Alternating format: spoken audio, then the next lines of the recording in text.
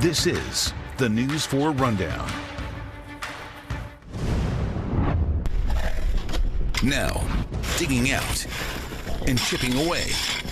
My car is completely snowed in. A thick layer of ice, coating and trapping entire neighborhoods. A lot of people are going to find getting out of their neighborhood is going to continue to be really difficult. People want to get out. They want to go to the store. They want to get what they need. Yeah. And to get there, they're walking in the street. Forcing some people to get creative, while stranded travelers look for ways to reach their final destinations. Oh man, been delayed now 3 times.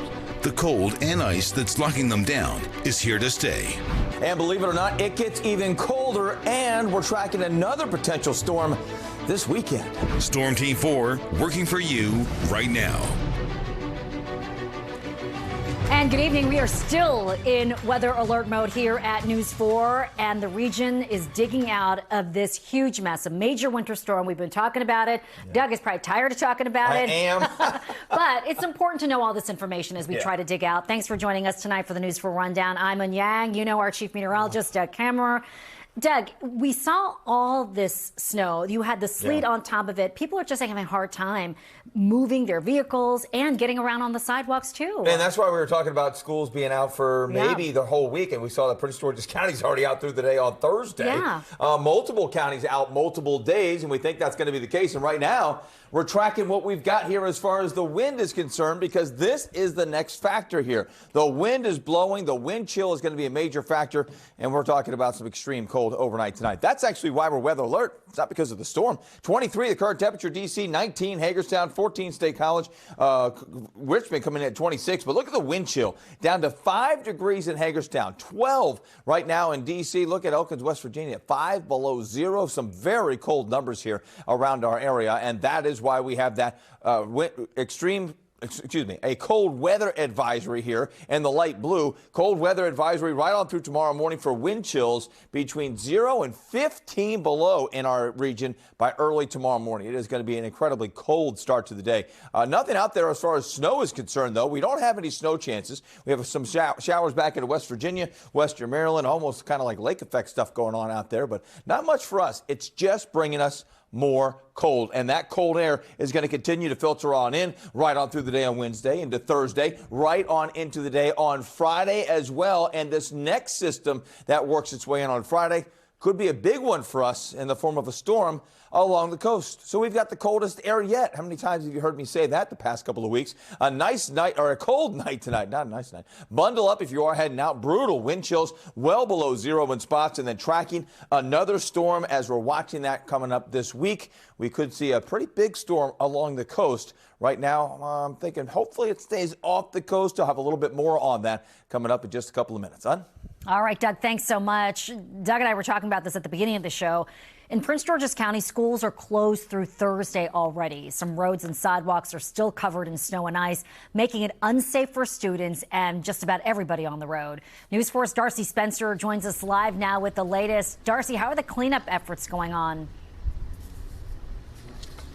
We know they're going, but it is going to take some time. We are feeling that brutal wind chill that Doug was just talking about, and it's very windy. So we've been covering the storm here last couple of days. It seems to be getting a little bit worse just because it is getting so cold. Here in Prince George's County, kids are probably going to be celebrating. They are getting at least 4 snow days. That's Monday, Tuesday, Wednesday, and Thursday. Now, there's some kids who like going to school, but for the most part, they're probably going to be very happy they don't have to get out in this and go to school at least through Thursday, maybe even Friday. And this is being done to help parents and students and the school system prepare and get all of this cleaned up and be safe. Now, I spoke to the interim school superintendent who announced that decision earlier today. It is based on the reality, the road conditions, snow and ice. The school system has 200 parking lots to clear and salt, and there's concern about the sidewalks and the bus stops. Many are snow and ice covered, so this is going to again take some time to clear away. The PGCPS is looking at the possibility of make-up days unless the state does give a waiver. And the superintendent told me today that they're also discussing virtual options to maybe limit some of those snow days. Here's why he said he made the decision to close schools through Thursday. Because we wanted to give families as much advance notice as possible. I think that's really important right now. But more importantly, we want to make sure that our schools are safe and it's safe for kids to get back. We've got about 30,000 students that walk to school. So think about that. 30,000 kids have to get out in this. You have the snow, you have the ice, but also the bitter cold.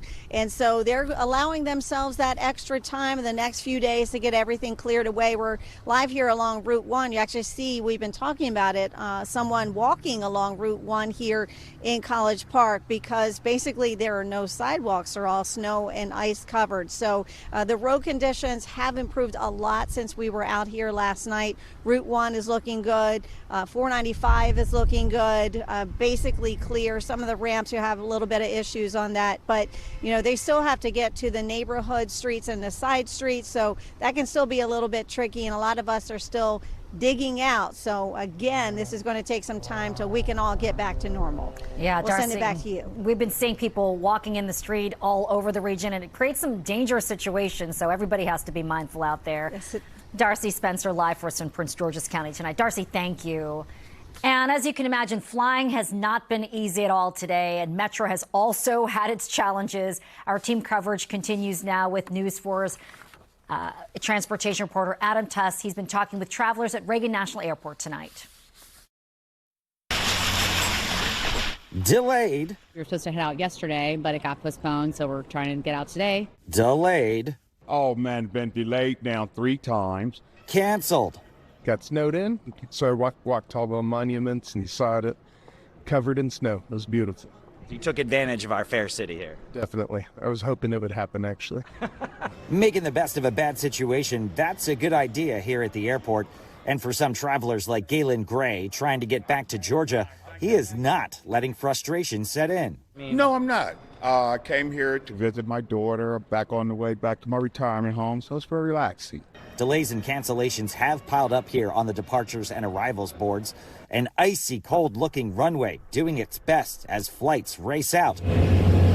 Check out this huge amount of snow that teams have been collecting and then dumping into melters out at Dulles International Airport. Debbie, she's been trying to get to Texas for a conference, but no luck so far. There is some good news for her today, though. It's her birthday. And today's your 21st birthday, is that what 100%, yes, 21st. Happy birthday, G. Thank you so much, appreciate it. Tony, trying to make sure his daughter gets on her flight to Missouri. I think the flight she's supposed to take is delayed or maybe it's full. So they offer her to change her flight until 8 o'clock. Some, like James, bucking the trend with a smooth flight. He just landed from Denver. Super easy. I was expecting delays, but nothing. I got even a little bit early, so. You're one of the lucky ones. I guess so, yeah. May we all be so lucky. Yeah. Back here live at Reagan National Airport right now, right? I feel good for the people who, well, he was really like one of the only ones that got in here without any problems today. But I will say, if you're going to fly tonight, obviously we're running out of time tonight, not looking so good. Tomorrow, you definitely got to check ahead on, and there were well over 100 delays and cancellations at all 3 of our local airports tonight. So, yeah, air travel is going to take some time to get everything back in order. Now, we do want to talk about Metro because there was a Metro update. The Deputy Undersecretary of Transportation, Joseph Olmo, is here with an important update on rail and bus service. What do you know about it, Joseph? Oh, my goodness. All right. Thank you, Mr. Secretary. We do have some breaking news with Metro. Starting at midnight tonight, no buses and no trains. Yeah, those 24/7 bus routes that run all day long, all night long, they're not going to run after midnight because of how bad the roads are. Everything's going to reopen tomorrow, 6 a.m., buses and trains, and you're going to notice the headways. Look at that. This reminds me of the COVID days. 22 minutes for a train, 33 minutes for a train. They got to slow them down because of the snow. We chatted with the general manager and CEO of Metro, Randy Clark, to ask him, of course, why they're making that call.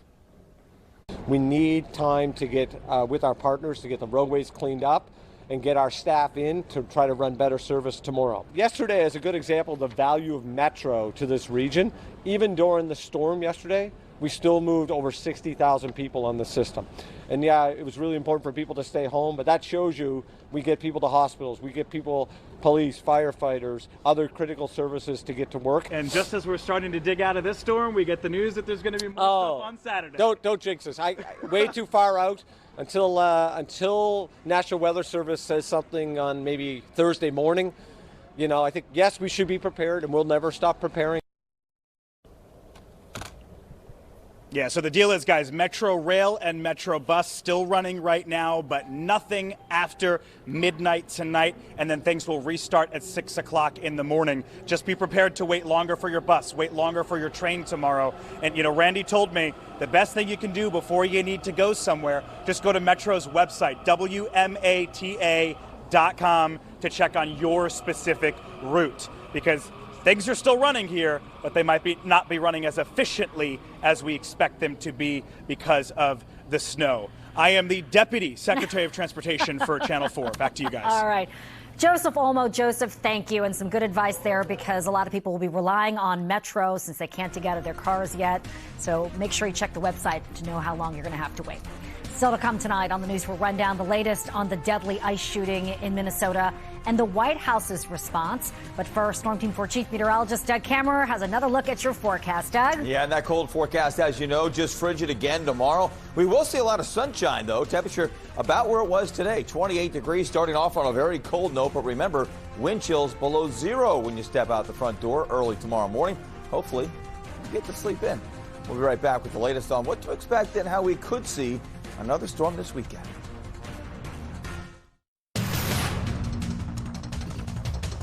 We are in weather alert mode right now as we take a look at this drive cam from Germantown, Maryland. Look at these roads. Barely plowed, if at all. And when people drive on top of it, it packs down the snow and the sleet. And this is what we're going to see throughout the region, because a lot of the side roads won't be touched for days. Crews do have to get to the main roads. But this is the big problem, and people have to dig out of their cars too, Doug. Yeah, I've seen so many people stuck. I got stuck last night. I mean, it's just one of those things that we're going to have to deal with, and that's why schools are out again for tomorrow. And that's why they're out again on Wednesday, some of them, and that's why Prince George's County said all the way through the day on Thursday. And I really think most schools will be out until Thursday. So there you go. The cold is making it very dangerous too. Yeah. Because it's not letting up. And that's the big thing here, too. We're not in weather alert tonight because we've got the storm or what we saw yesterday. We're in weather alert because of what's coming in right now, and that's more cold. Let's take a look and show you what I'm talking about. Out there towards National Harbor, the only thing you notice here, take a look at the river. Completely frozen down towards National Harbor. Temperature-wise, we're at 23. Wind chill now down to 12 degrees. We're seeing those winds that are still gusting, so we have those temperatures now. 18 Gaithersburg, 19 Winchester, 24 down towards Culpeper. Look at the current wind chill, though. Down to 7 in Martinsburg, 4 in Winchester, 4 in Gaithersburg, 9 in Clinton, Maryland. Easton along the eastern shore coming in at 6 degrees, so it's pretty easy to see that as if we're this cold this early, we're going to go colder, and that's why we have the cold weather advisory in effect. The winds still gusting close to 30 miles an hour, 28 at Dulles, Hagerstown, Quantico, 30 over towards Cambridge. A very gusty night across our region, and that's why we have the wind chill. So wind chill advisory, or rather a cold weather advisory, in effect for everybody in our region. Notice areas well to the west out of our region, but Garrett County, parts of West Virginia, parts of the Blue Ridge here could see wind chills 15 to 25 below zero. For us, it's going to be below zero to about minus 15 in our area. Now, nothing on the radar picture. We're not going to see anything really. And look at the country. Now, remember, just 2 days ago, we were talking about a monster storm going from New Mexico all the way to Maine. Now we have some snow showers up toward the north on the backside of that storm, but it really cleared out the country. We're going to wait a couple of days before our next storm really develops. That comes on Friday into Saturday. And look at the storm moving right up the coast. Storminess coming along the coast, and this could be a blizzard right along the east coast. Now, will it hit us? Right now, I'm thinking, my current thinking is that this should stay just offshore, give us a little bit of a glancing blow here, but there is still a chance we get more of this, and it moves right up the east coast and is a classic nor'easter. I'm actually hoping it stays a little bit off the coast because I think we need a break around here. Possible storm again this weekend. Could be a big storm. We're going to be tracking this. Once again, don't listen to your apps. The Apple app today had 14 to 17 inches for this weekend. Once again, you'll never see me post my forecast until 48 hours in advance as far as snow totals go. There's a good chance this is a glancing blow. It still means windy and very cold conditions behind it, but I think areas like Ocean City actually has a better chance to see a big storm than us. Now, the big story overnight tonight is the wind chill. Look where we go tomorrow morning. 1 below 0 to maybe 14 below. Extremely cold when you wake up on your Tuesday. We're going to see another very cold start on Wednesday, and really, it's just frigid all week. As we lead into the weekend, there's that weekend forecast with that snow chance Saturday and Sunday. Next week, much milder. We rise by 10 degrees, and hey, we're balmy in the mid-30s. It's crazy that 10 degrees higher is 36 is what we're looking forward to. I mean, we're 20 degrees below average for the next week. Oh, terrible. All right, Doug, thanks so much. The DMV continues to clean up from that snowstorm and this massive winter problem we're having. Crews in Montgomery County now targeting neighborhoods where ice is still a big concern. And with another round of snow possible this weekend, as Doug is talking about, officials are working around the clock now to get the roads clear. Let's head out to News 4's Paul Wagner, who is live in Wheaton tonight. All right, Paul, how are things looking out there besides very cold?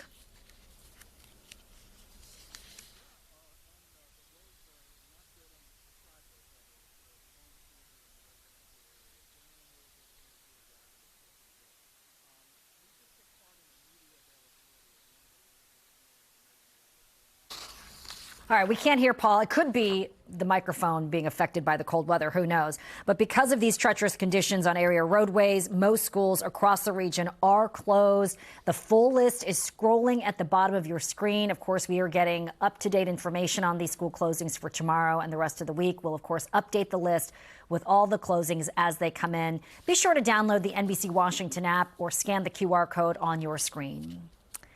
Well, it's been 3 days since Delegate Eleanor Holmes Norton's campaign filed paperwork indicating she would not be seeking re-election this year. News 4's Mark Seagraves broke the story last week. Norton is the oldest member of Congress. Her campaign filed the notice with the Federal Elections Commission on Friday, informing the agency they were disbanding her official campaign. It is unclear what role Norton played in any of this decision to end her political career. Sources tell News 4 they expect some type of statement from Norton sometime soon. We still don't have any official statement from the delegate, her congressional office, nor her campaign. Now we want to get to the growing backlash after the second deadly shooting of a protester in Minneapolis this month. Border Patrol Commander Greg Bovino will be leaving Minneapolis tomorrow, and the number of Border Patrol agents will be reduced this week. That is according to 2 Trump administration officials. NBC's Julie Sirkin has the latest. A tense calm in Minnesota, days after Alex Preddy was shot and killed by a federal border agent during a confrontation tied to President Trump's immigration crackdown. Today, the president taking a new step, announcing he is sending border czar Tom Homan to Minneapolis tonight. Mr. Homan will be the main point of contact on the ground in Minneapolis. Trump had blamed Minnesota officials for the violence in Minneapolis, but this afternoon, a shift. In a Truth Social post, Trump said he had a good call with Governor Tim Walz and appeared to be on a similar wavelength. 2 of 3, 2/3 of the recorded homicides in Minneapolis right now were committed by federal agents.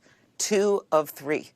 That's what we're dealing with. After the shooting Saturday, Homeland Security Secretary Kristi Noem claimed Preddy, an intensive care nurse at a VA medical center, showed up to the ICE protest armed with a gun, intending to, quote, inflict maximum damage and to kill. But videos tell a different story. 4 videos from multiple angles show Preddy appearing to help a woman on the ground when he's pepper sprayed in the face, forced to the ground, and in one video, an agent appears to remove a gun from Preddy's waistband before gunshots ring out. Preddy was licensed to carry a firearm, but no video shows him holding a gun, contradicting Noem's statement. Secretary Noem still has the utmost confidence and trust of the President of the United States, and she's continuing to oversee the entire Department of Homeland Security. NBC News has learned federal agents were wearing body cameras, but that footage has not been released. And in a break from protocol, the Department of Homeland Security says it will handle the investigation into the fatal shooting and not the FBI. Democrats say that is unacceptable. Local officials, local law enforcement needs to be involved in these investigations. It needs to be objective, and we simply can't accept an administration that says Don't believe your lying eyes. And at least 5 Republican lawmakers are also calling for a full, transparent, and independent investigation. GOP Senator Bill Cassidy, writing The Credibility of ICE and DHS, is at stake. In Washington, Julie Sirkin, NBC News. All right, let's go back to our Paul Wagner, who is live in Wheaton tonight with the latest on how the cleanup is going out there. Hi, Paul. Hi, Anya. We took part in a media availability here in Montgomery County a few minutes ago and got an update on some things. Liberal leave policy now in effect for the government tomorrow. Still just schools off tomorrow. It's unclear if they're going to add a third day at this point. They will try and pick up the trash. As far as the roads are concerned, we've been told by the Department of Transportation that the main roads have now been cleared, and they're going to try and tackle the residential streets, which is where I'm standing here now in Wheaton, which are really, really bad off the main roads. We want you to hear from the Department of Transportation. Chris Conklin, he has an update. Take a listen. We began operation in the neighborhoods at 8 o'clock this morning after we had got the primary network in better shape. Those have continued all day. We're currently at about 50% complete in terms of making a pass through neighborhoods. That first pass is not going to get us to bare pavement, but the road should be passable. You'll have to travel with caution given the likely icy and slippery surface, but you will be able to move on those roads. We're going to continue that operation until we've made our way through the whole residential road network. We anticipate getting that first pass through the whole network completed by the end of the day tomorrow. Now, county officials noticed, as I did and we have seen up here, that a number of people are walking in the roads because they are not wanting to walk on the very hard concrete-like snow on some of these sidewalks that have not been shoveled off and cleared. And they said it's very dangerous. And they said if you have to walk in the street, please walk in the direction of the traffic. And as far as that's concerned, they're just making sure that people know that they need to be very, very careful if they're going to walk in the street. So that's the latest here from up in Wheaton. We are going to continue to monitor things tonight. We'll be back with you again tonight at 11 o'clock. On. All right, our Paul Wagner live in Montgomery County with that update. Paul, thanks so much for that important information. And stay with us now. The News 4 Rundown continues in just a moment. We are close to choosing a winner of the Snow Stick Challenge. We've been asking you to send your best Olympic-style snow stick games in honor of the upcoming Milan Cortina Olympics. News 4's Tommy McFly shows us some of the front runners vying for the coveted Pat Collins snow stick. Oh, hey, how you doing? I'm just thinking about all the awesome entries we've gotten in the Pat Collins Snow Stick Challenge, like soccer playing dogs or downhill snowboarding awesomeness. The theme for this challenge was the Snow Stick Games. We wanted you to get creative, whether it be cross-country skiing and stealing a smooch from your sweetie, or maybe making the entire neighborhood give you all of their food coloring for this epic bobsled Olympic torch display. We're getting pumped for Milan Cortina, and that was what we wanted you to channel. Your Team USA energy, your best winter sport energy. What would put you at the top of the podium, like this ski jump? Woo! Or maybe taking it to the backwoods for a little cross-country ski, or maybe doing it via kayak, or perhaps, we're all a little jealous of you folks, the hot tub with 29 inches of bubbling, steaming, wonderful water, which sounds quite fantastic when you've been outside for the last 2 days. There are still some entries we want to show you, and you can find out more on my Instagram, Mr. Tommy McFly, or NBCWashington.com, and our NBC Washington app. We will soon award this Pat Collins Snow Stick to whoever brought the most creativity to our challenge. And keep it with us, because every time, as you know, there is stickable snow, the Pat Collins Snow Stick comes to life. Back to you. Our viewers never disappoint. That's going to do it for the News 4 Rundown for this Monday night. Thanks for joining us. Be sure to join us tonight for News 4 at 11. Have a great night, everyone.